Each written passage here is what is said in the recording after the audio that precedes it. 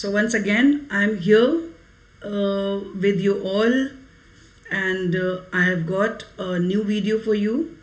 And this video is based on the map work. Okay, as you all know that very soon we are going to have our second term exam of ICSE, and for that you need to go through the map work. And this map work is strictly following the reduced syllabus what we have got from the council. So in this map, all the points whatever are given in the reduced syllabus, only that much I have covered, so that all the maps together, if you see, you will be able to practice well, and after that you will score at least 20% marks. I'm 100% sure that you are going to get, if you go through all these maps again and again, so that all these features will be very clear to you all. So let's start with it. And before I start, I must remind you to subscribe the channel, and don't forget to share the link of this video with your friends and classmates, so that they can get the best benefit of it. So let's start with it. Now, first of all, the first map here you can see that is of mountains and plateaus. Mountains and plateaus, two things. Besides this, one more thing is there. Two passes were there earlier in the syllabus, but now in the reduced syllabus, only one pass you have to remember. Okay, you have to mark. And this pass is actually the Karakoram Pass. So one pass is there and only one peak you have to mark. That we'll discuss in this. Okay, so let's start now. Karakoram Pass, first of all. The northernmost border of India, if you see, it is like this, no? A little curved.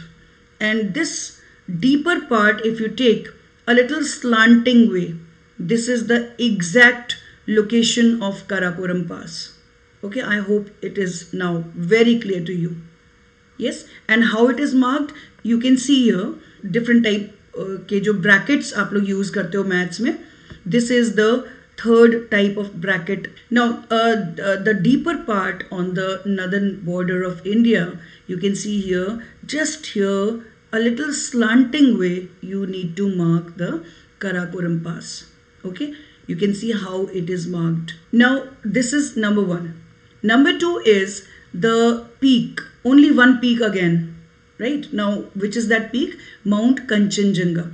And it is lying here. You can see very clearly again, Mount Kanchenjunga. So again, it is there in Himalayas, and where it is located, you can see here. So this is number two.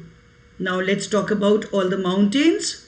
Number one, the most important mountain system in India is the Himalaya. All these Himalayan, actually Himalayas is it's not a single range of mountain. Okay, if we are showing it like this by one line in this manner, that doesn't mean that it is only one range of mountain. It's not. It has got several ranges, parallel ranges, because we all know it very well that Himalayas have been formed by the folding process, right? So several ranges it is having. It is shown in this manner so that actually locate the main most important ranges of Himalayas which are passing through India. So it is starting from extreme western side, northwestern side, if you can see here, right? From here it starts and it goes along the border of India. You can see border of India, and then Nepal, and then again towards the northeastern side, passing through Tibet. All these regions are actually covered by the mountain ranges of Himalayas. Okay, now basically one thing you should keep in mind, children, when the range you have to mark, you are not going to cut the rivers. Okay, these brown lines are marked in such a way that these are not cutting any of the rivers. So I hope this is clear to you. In this manner you have to mark the Himalayas. Now let's move to the next one, Aravalis. Aravalis, again, it is towards the western side, and it is the main reason for the development of Thar Desert. Okay, so actually here we are not going to discuss all that, but Aravalis, how it has to be marked in the map. Now you can see here one way is there how to get it. You can see this marker which I am showing you.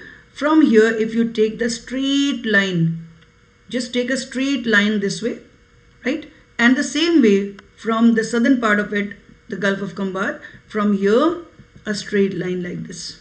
Okay, where these two lines are meeting, this is a point from where we will start marking Aravalis, and it will go up like this, and it is almost, it's not actually parallel, but almost it goes parallel to the southern tributaries of Ganga, right, like Chambal and Betwa. So this is Aravali, and after this come down to the next one, Vindhyas. Now Vindhyas, you can see here, just in the north of Narmada River, this is Narmada River, right? And in the north of Narmada, there is a mountain range, and from where the two rivers, Chambal and Betwa, are rising, they get originated.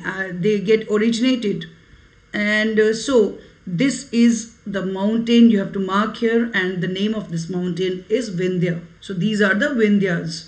Now come down to the next feature. This is Narmada River. Again there is a mountain almost parallel to it, and then once again a small river which is called Tapti. Many times it is also called as Tapi.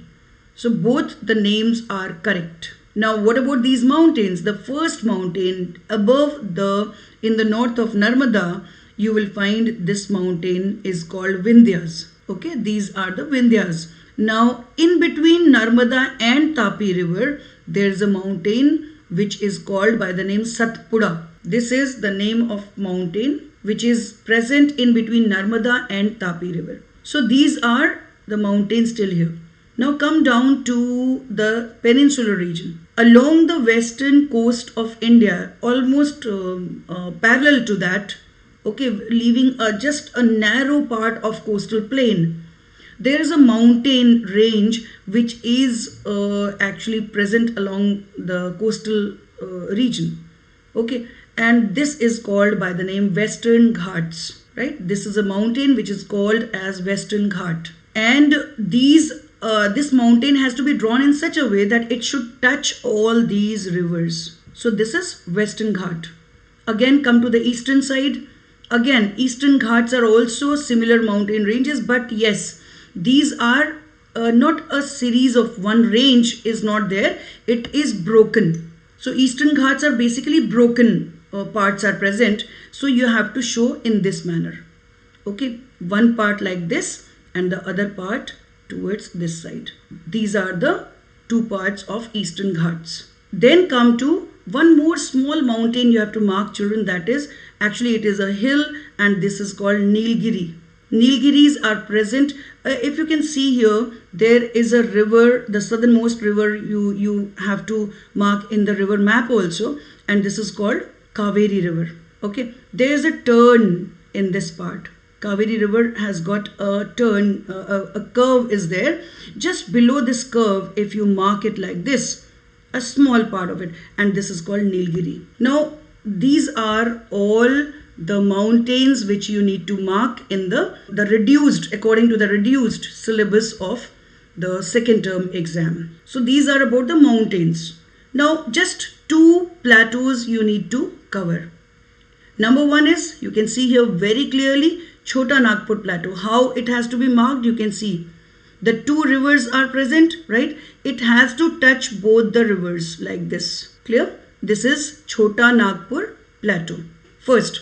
Number two is the Deccan Plateau. Deccan Plateau covering maximum part of the peninsular region, and it is starting from extreme northwestern part, very close to Tapi River. Okay, like this, and along the Western Ghats it moves down till this part. Okay, where the Kaveri River has got that curve till here, and again it starts moving along the Eastern Ghats towards northeast. In this manner you have to mark.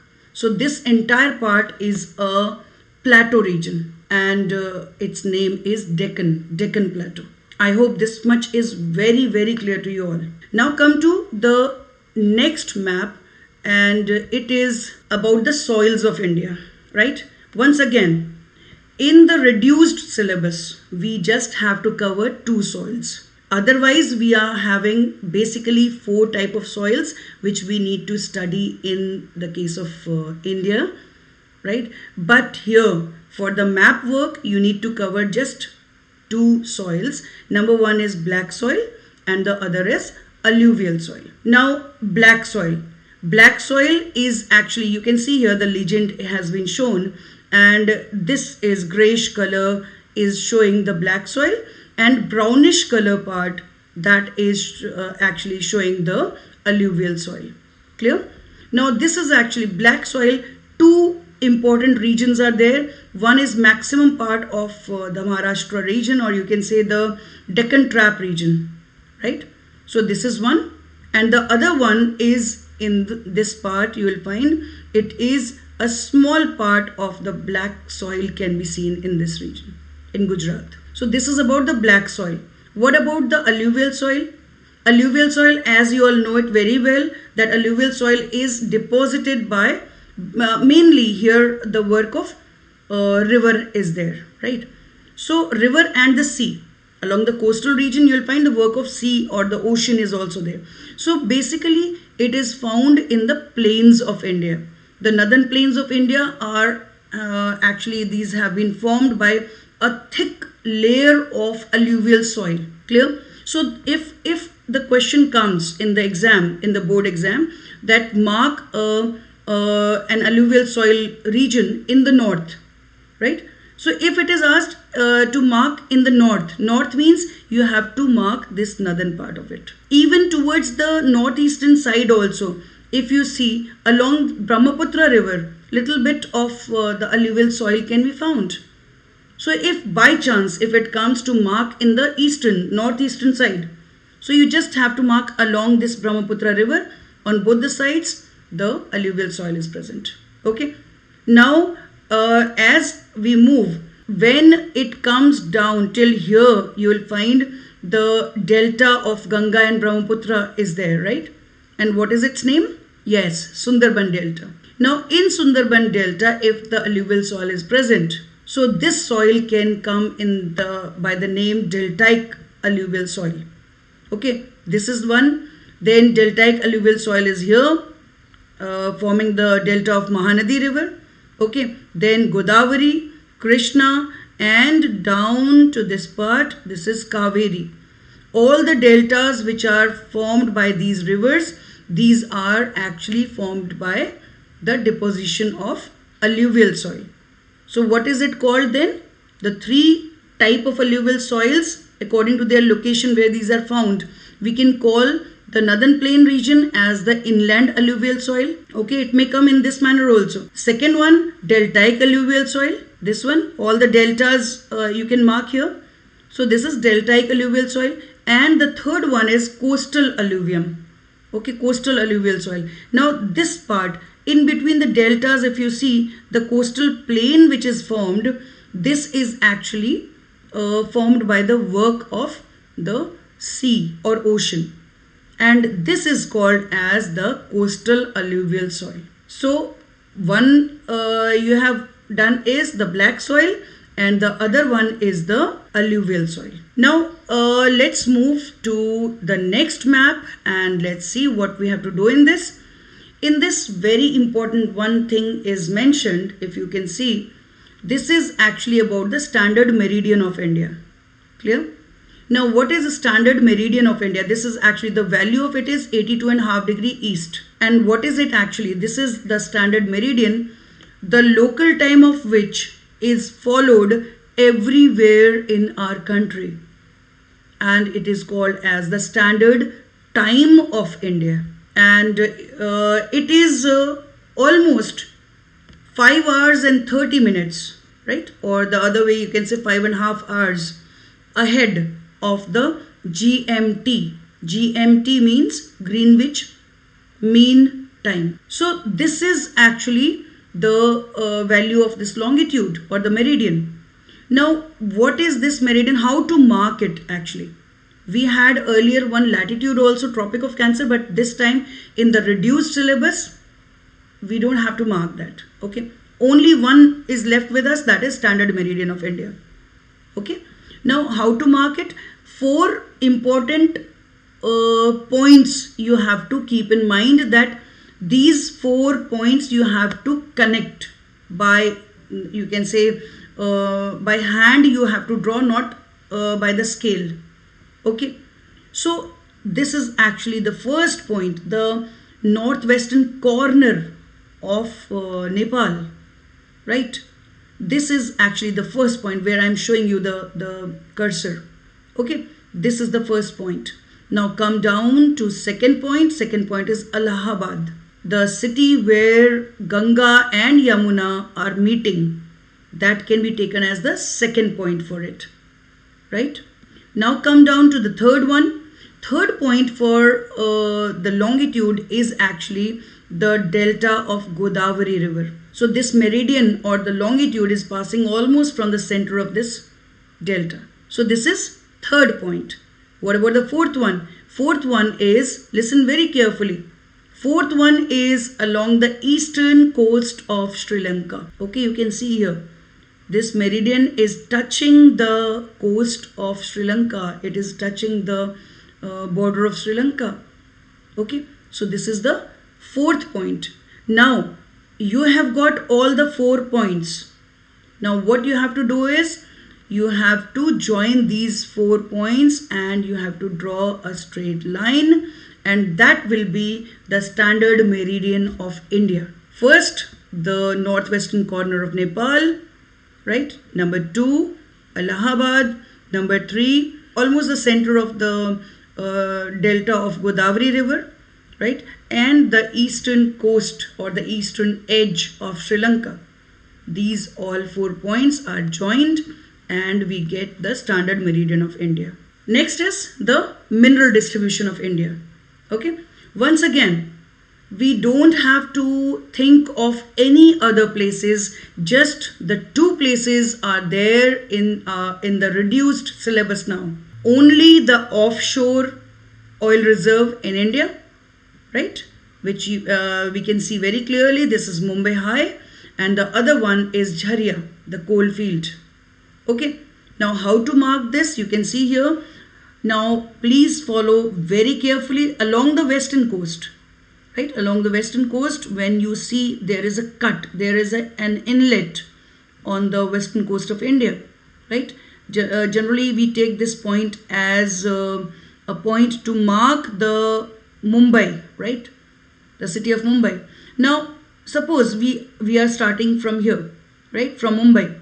As we go towards the sea, straight towards the sea, right? We draw a straight line. A little bit, or you can say 1 millimeter in the north of that line, you have to mark the point, and that is Mumbai. On one side, this peninsula is there, right? Kathiawar Peninsula. There is the southernmost tip of this peninsula, right? There is a southernmost tip of this peninsula. From here you start with a line, and from this side, from Mumbai, as we start, little bit slanting, and it will intersect this line, and that is the point where we can mark as Mumbai High. Clear? The offshore oil reserve of India. Same way, when we talk about Jharia, the coal reserve, okay, in Jharkhand. Now where is Jharia? In between these 2 rivers, you can see these are the 2 rivers. In between these 2 rivers, you have to mark the place, that is Jharia. This is about the mineral distribution. Now one more thing is left in this map particularly, and it is about the direction of various winds in India. Various winds, or you can say simple monsoons. In this case only we are talking of monsoons. Now first monsoon which reaches India during the summer season is actually coming from southwest direction, this way. Okay, as it comes from southwest direction, so its name has also become now southwest monsoon. Now this southwest monsoon, when it crosses the Arabian Sea, it comes from the Arabian Sea branch. The southwest monsoon which comes from the Arabian Sea side, that is called by the name, you can see here, It is called by the name Arabian Sea branch of southwest monsoon. Same way, because of this tip of the peninsular India, the wind gets bifurcated. Okay, it gets divided into two parts. So one side it is going as a branch that is called Arabian Sea branch. The other side, again, the same monsoon, southwest monsoon only, when a branch of it comes from the Bay of Bengal side, okay, in this manner. So this will be called as Bay of Bengal, yes, branch of southwest monsoons, right? So these are the two different parts of the southwest monsoons. One more is there during winter season. If you remember, the northeast monsoons. Now these northeast monsoons also are actually the winds which we need to show. Clear? And these are coming in just opposite direction, because these are called northeast. That means it is coming, these winds are coming from the northeastern side of India, and these are also many times called as the winter monsoons. So southwest monsoon in two parts. If it comes just to mark the southwest monsoon, Arabian Sea branch of southwest monsoon, so you will have to just show this part. Okay, if it comes to mark the Bay of Bengal branch of southwest monsoon, only this part you have to show. Okay, with properly it should be marked with the help of arrow, showing the direction of the wind towards which side it is blowing. Okay, and another one is there, northeast monsoon. That means the winter monsoon, and these winds as they come from northeast, so these are called northeast monsoons. And one more is there, when the southwest monsoons enter the entire mainland of India, and during September-October months they start retreating back, they start going back. So just like the northeast monsoons, the same way arrow will be drawn, and along that you will write retreating monsoons. That is called as the retreating monsoons. So this is the third map you have to discuss. Now come to the population distribution. Okay. Now what is population distribution in India? Sparsely and densely populated. Two type of population distribution you have to cover. Sparsely populated area are shown with the help of these dots you can see here, and densely populated zigzag lines. Now first of all, when we say sparsely populated, that means the population is very less in that area. So here the extreme northern part of India, Jammu Kashmir region and Ladakh region, these all areas have got less population, and that's why these are called as this area is the first region for the sparse population. Okay. Another one is the Thar Desert. Then towards the northeastern side, if you go, Sikkim, right? Then Arunachal, all these states have got very sparse, or you can say very less population. So these areas are sparsely populated. And the question, what type of question comes on the board related to this? Suppose it comes like mark an area of sparse population in the western part of India. So you have to mark this part, okay, with sparse population. If it comes to mark an area of sparse population in the north, so this will be the area you have to mark. So in this manner the question generally comes. What about the dense population? Densely populated areas are basically 3 to 4 regions you need to understand. Number one is the main portion of the plain area, northern plains. Okay, UP, Bihar, then West Bengal. These are densely populated areas. Another one is the West Bengal region, and one more is there, Kerala. In south, if it comes to mark a densely populated area in southern region, that will be Kerala. So number one is Kerala. Sometimes we also consider when it is the Maharashtra region is actually marked in this manner. So Kerala, Maharashtra, then West Bengal and central part of the northern plains of India. All these are known for dense population. Then come to the next map, and in this map you just have to mark the cities of India, right? Once again, I must tell you that earlier we were having several cities and you had to learn all that, where to mark all these cities. But now just 5 cities you have to mark. Okay, just 5. So 4 metropolitans, New Delhi, Mumbai, Chennai and Kolkata, and one more, that is Allahabad. The point where the Ganga River and Yamuna River, both these rivers are meeting, that is actually Allahabad. Clear? So you have to mark Allahabad at this point. Listen children, one more thing is there I want to tell you. Most of the time children, when they do mistake regarding marking the Allahabad, in that they get confused, right? Whether to mark this first point or to mark this second point. This one which I am showing you. And in that case, some children do this mistake. Okay? Always you should understand that this is the first point where Ganga and Yamuna are meeting. That is the point Allahabad. Then Yamuna, when it is coming, there's a little curve. There's a small curve in its bank. And here this is called as, yes, this is New Delhi. Yes. Then come down to Mumbai. Mumbai is on the western coast. There is an inlet and a cut is generally shown over the map in this manner. And this point only can be taken as this is the location of Mumbai. Then come down to Chennai. How to get the location of Chennai? If you take the tip of Kaveri River, okay, and you draw a straight line towards east.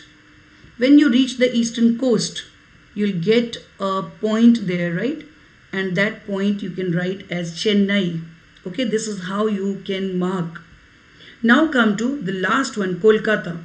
Kolkata is simply, if you take it as we have to mark an I, right? I alphabet, small I alphabet. And over that I alphabet, one dot always is there, na? So it's just like that. In this outline map of India, there's a small line, and just above that line, it is Kolkata. So 5 cities you have to practice in the map work. Now come to the next, another very important part of the maps, that is the rivers and water bodies. Okay, first of all, let's cover the water bodies. This is the first one. This is called Andaman Sea. This is Andaman Sea because Andaman and Nicobar Islands, okay, these are a part of India only. Andaman Island groups and Nicobar Island groups. So near Andaman it is there, it is present. So this sea is also called by the same name, Andaman Sea. Now come to next, lake. Now one very important lake is there, Lake Chilka. Okay. Now in India, it is actually one of the lagoon lakes we are having. This is Lake Chilka. Along the eastern coast, there's just a small cut, right? A small inlet is there once again, and that is actually Lake Chilka. And there are 2 gulfs which you need to mark. Number 1 is, this is Gulf of Khambat, right? Gulf of Khambat. Khambat, or you can also call it Kembe. Another gulf is there, this one, and it is called Gulf of Kutch. Okay, so these are about the water bodies. Now let's talk about the rivers. The most important rivers are the main rivers of India, that is Indus, Ganga and Brahmaputra rivers. Okay, but one thing you should keep in mind, children, always whenever any river you are marking which is passing through different countries, always when you mark with the help of the arrow, okay, that arrow should always mark in that portion of the river which is passing through India. As you can see here, Indus River is rising from here. Okay, after crossing through India, it is just covering little distance in India. Then again it reaches in Pakistan. Clear? So if we have to mark Indus River, for that the arrow which will be showing it, that arrow will be marked within the portion which is crossing through India. Okay, so this is Indus. Next river which has to be marked here is just below Indus. You can see this is Jhelum River. This is Jhelum. Okay, so Jhelum is actually a tributary of Indus. Indus, when you start marking from the beginning till end where it is joining the Arabian Sea, this entire course of Indus River is. Now when we are marking any of the tributaries, in that case we don't have to mark the rest of the part of its course. That means suppose Jhelum we have to mark, right? From here we'll start marking. We'll go like this and till that point where Jhelum is meeting the Indus River. Till that point we need to mark. Okay, that is Jhelum. Same way, another one is there, Satluj. Satluj is starting from here, right, where I'm showing you on this map. Now Satluj starts from here, it moves like this, again it crosses India, now it enters Pakistan and ultimately it actually joins the Indus River. Okay, Satluj, after crossing this part, it joins the, okay, so this is about all these northern rivers. Now through the northern plains, what all rivers are flowing, and we need to mark all these. Number one, let's take it the first, that is Brahmaputra River. Okay, starting from here and it moves towards east and then it starts moving south. So in this manner it is flowing, right? And Brahmaputra, once again, when we need to mark Brahmaputra, for that we need to draw we need to put an arrow, and this arrow should be marked within this part only, which is passing through India, and then you can write it as Brahmaputra. So Brahmaputra will come till here and till end. One part of it, one part of the distributaries, you can say that it is Brahmaputra, and this side you need to mark.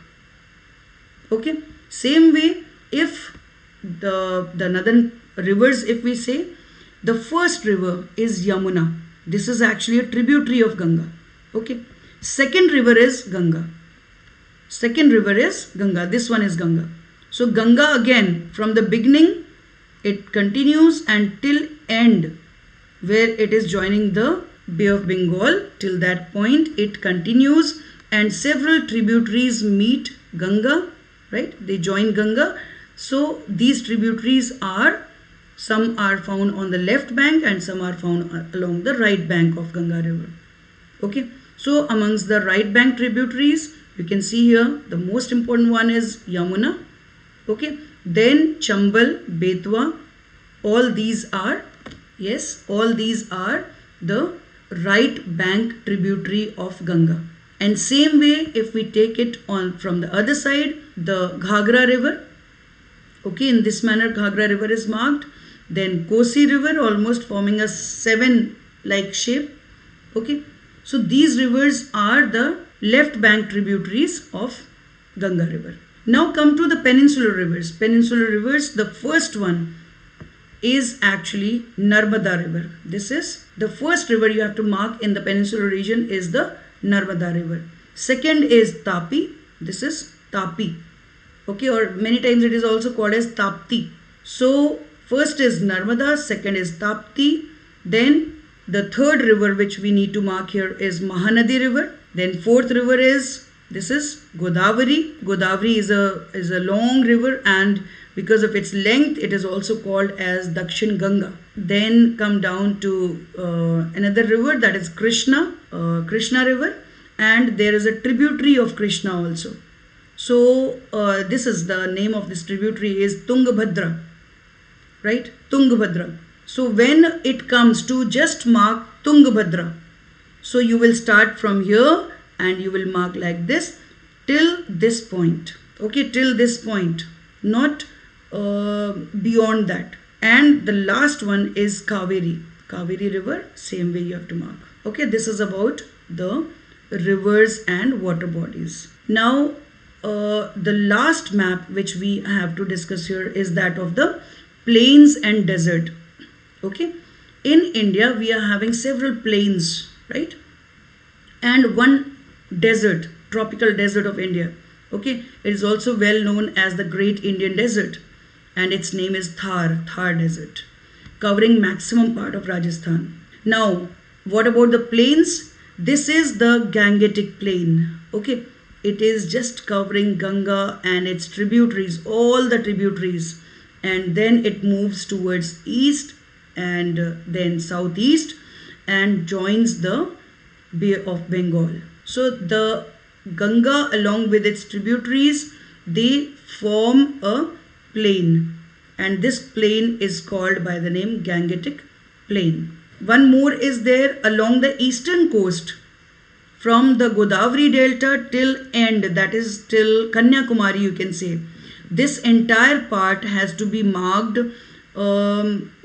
as the Coromandel coast, right? Coromandel coast. Then come towards the western side of it, the western coast of India, Indian Peninsula.